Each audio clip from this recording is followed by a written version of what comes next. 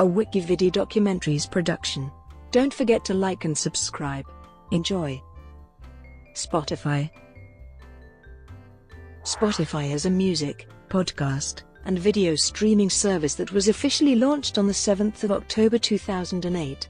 It is developed by startup Spotify AB in Stockholm, Sweden. It provides DRM-protected content from record labels and media companies. Spotify is a freemium service. Basic features are free with advertisements or limitations, while additional features, such as improved streaming quality and music downloads, are offered via paid subscriptions. Spotify is available in most of Europe, most of the Americas, Australia, New Zealand, and parts of Asia. It is available for most modern devices, including Windows, Mac OS, and Linux computers, as well as iOS, Windows Phone and Android smartphones and tablets. Music can be browsed through or searched for by parameters such as artist, album, genre, playlist, or record label. Users can create, edit, and share playlists and tracks on social media, and make playlists with other users. Spotify provides access to more than 30 million songs. As of June 2017, it had more than 140 million monthly active users and more than 70 million paying subscribers as of the 4th of January 2018. Spotify pays royalties based on the number of artists' streams as a proportion of total songs streamed on the service. Unlike physical or download sales, which pay artists a fixed price per song or album sold, they distribute approximately 70% of total revenue to rights holders, who then pay artists based on their individual agreements. Spotify has faced criticism from artists and producers including Taylor Swift and Tom York of Radiohead, who argued that it does not fairly compensate musicians. Spotify announced in April 2017 that artists will be able to make new album releases exclusively available on the premium service for a maximum of 2 weeks if they are part of Universal Music Group and Merlin Network, as part of its efforts to renegotiate new license deals with record labels for a reported interest in going public. On February 28, 2018, Spotify filed for direct listing on the New York Stock Exchange. Business model. Spotify operates under a freemium business model. Spotify makes its revenues by selling premium streaming subscriptions to users and advertising placements to third parties. In December 2013, the company launched a new website, Spotify for Artists, that explained its business model and revenue data. Spotify gets its content from major record labels as well as independent artists, and pays copyright holders royalties for streamed music. The company pays 70% of its total revenue to rights holders.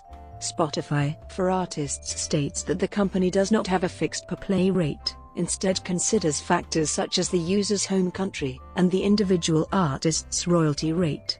Rights holders received an average per-play payout between $0.006 and $0.0084. Spotify offers an unlimited subscription package, close to the open music model estimated economic equilibrium for the recording industry. However, the incorporation of digital rights management protection diverges from the OMM and competitors such as iTunes Store and Amazon Music that have dropped DRM.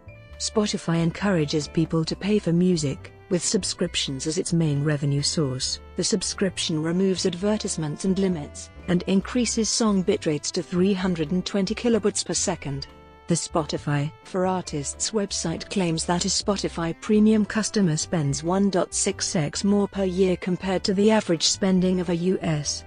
music consumer who buys music, with the annual value of the average U.S. paying listener identified as $120.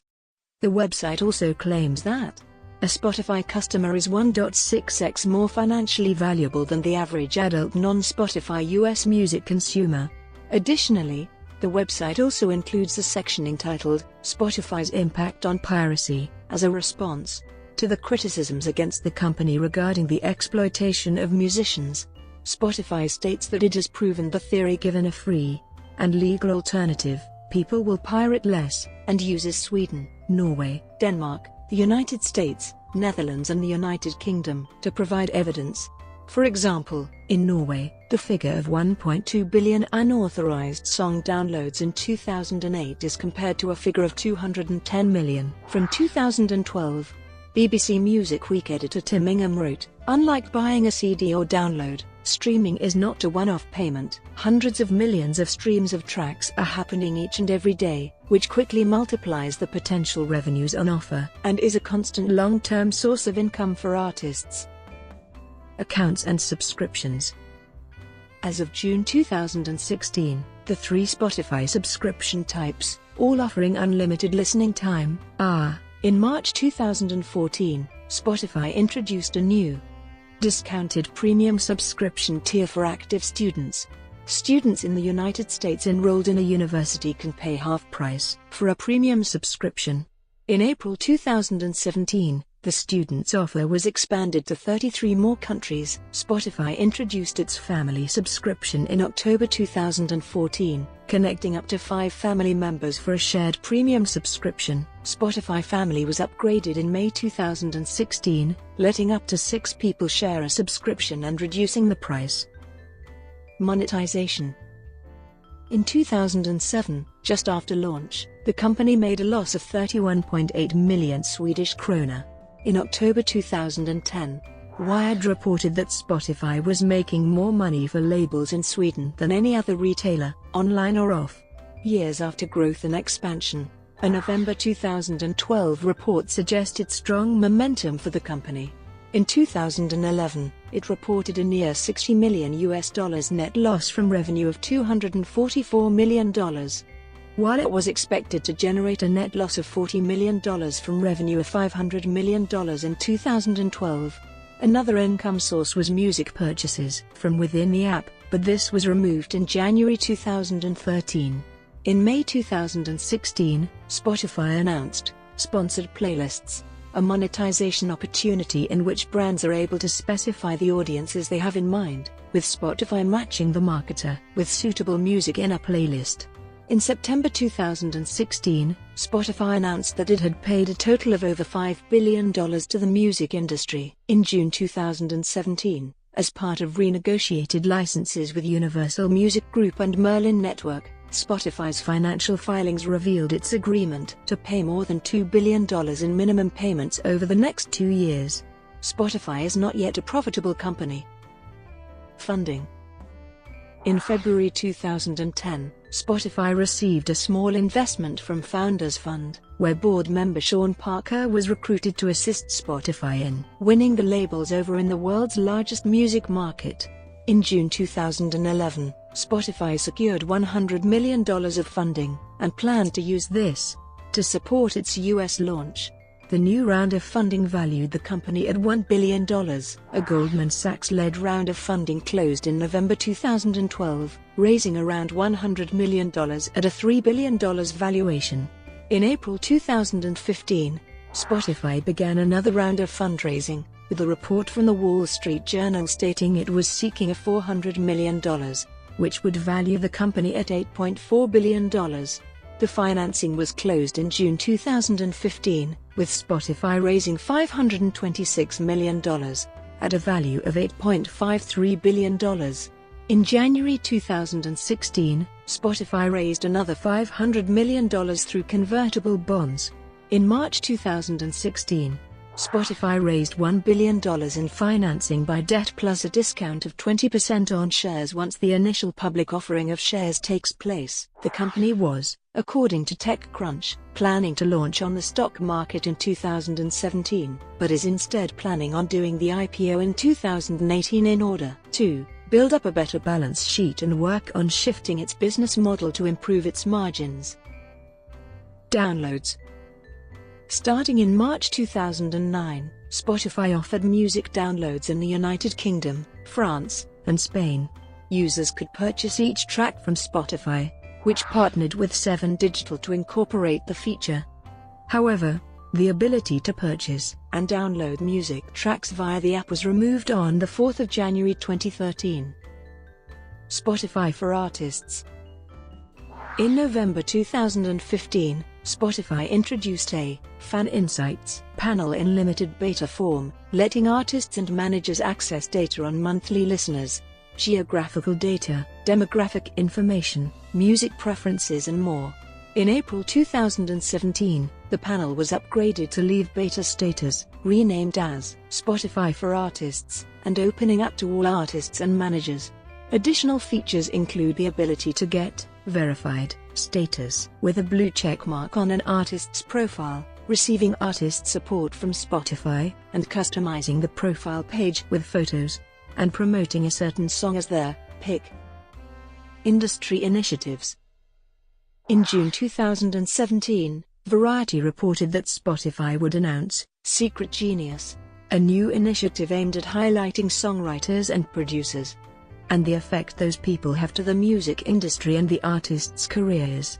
The new project, which will feature awards, song shops, songwriting workshops, curated playlists, and podcasts, is an effort to shine a light on these people behind the scenes who play such a big role in some of the most important moments of our lives. When the general public hears a song, they automatically associate it with the artist who sings it, not the people behind the scenes who make it happen, so we thought the title Secret Genius was appropriate. Spotify's global head of creator services Troy Carter told Variety.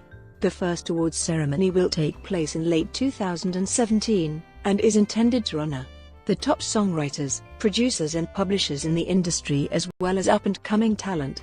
Additionally, as part of the Ambassador Program, 13 songwriters will each host a songshop workshop, in which their peers will collaboratively attempt to create a hit song, with the first workshop to take place in Los Angeles sometime in June 2017. In October 2017, Spotify launched Rise, a new program aimed at promoting emerging artists. Platforms. Spotify has apps available for Windows, Mac OS, and Linux computers, along with Android, iOS, and Windows Phone smartphones and tablets. It also has a proprietary protocol known as Spotify Connect, which lets users listen to music through a wide range of entertainment systems, including speakers, receivers, TVs, cars, and smartwatches. Spotify also features a web player, for those who are unable to or do not want to download any app. Contrary to the apps, the web player does not have the ability to download music for offline listening. In June 2017, Spotify became available as an app through Windows Store. Features. On Spotify's apps, music can be browsed or searched for via various parameters, such as artist, album, genre, playlist, or record label. Users can create, edit and share playlists, share tracks on social media, and make playlists with other users. Spotify provides access to over 30 million songs. In November 2011, Spotify introduced a Spotify app service that made it possible for third-party developers to design applications that could be hosted within the Spotify computer software. The applications provided features such as synchronized lyrics, music reviews, and song recommendations. In June 2012, Soundrop became the first Spotify app to attract major funding, receiving $3 million from Spotify investor North Zone. However, after the June 2014 announcement of a web API that allowed third-party developers to integrate Spotify content in their own web applications, the company discontinued its Spotify apps platform in October, stating that its new development tools for the Spotify web player fulfilled many of the advantages of the former Spotify apps service, but would ensure the Spotify platform remained relevant and easy to develop on, as well as enabling you to build innovative and engaging music experiences. In April 2012, Spotify introduced a Spotify Play button, an embeddable music player that can be added to blogs, websites, or social media profiles, that lets visitors listen to a specific song, playlist or album without leaving the page. The following November, the company began rolling out a web player, with a similar design to its computer programs, but without the requirement of any installation. In December 2012, Spotify introduced a Follow tab and a Discover tab, along with a Collection section. Follow lets users follow artists and friends to see what they are listening to, while Discover gives users new releases from their favorite artists, as well as music, review, and concert recommendations based on listening history. Users can add all tracks to a Collection section of the app, rather than adding to a specific playlist. The features were announced by CEO Daniel Ek at a press conference, with Ek stating that a common user complaint about the service was that Spotify is great when you know what music you want to listen to, but not when you don't, adding that 20,000 new songs got added to the service on a daily basis. "You're fighting with 20 million songs on Spotify," Ek stated. In May 2015, Spotify announced a new home start page that would serve up recommended music, with recommendations improving over time. The company also introduced Spotify Running, a feature aimed at improving music while running with music matched to running tempo, and announced that podcasts and videos would be coming to Spotify, along with Spotify Originals content. "We're bringing you a deeper, richer, more immersive Spotify experience," commented CEO Daniel Ek. In January 2016, Spotify and music annotation service Genius formed a partnership, bringing annotation information from Genius into infocards presented while songs are playing in Spotify. The functionality is limited to select playlists and was only available on Spotify's iOS app at launch, being expanded to the Android app in April 2017. In May 2017, Spotify introduced Spotify codes for its mobile apps, a way for users to share specific artists, tracks, playlists or albums with other people. Users find the relevant content to share and press a Soundwave-like barcode on the display. A camera icon in the app's search fields lets other users point their device's camera at the code, which takes them to the exact content. Brought to you by WikiVidi Documentaries. Would you like to know more?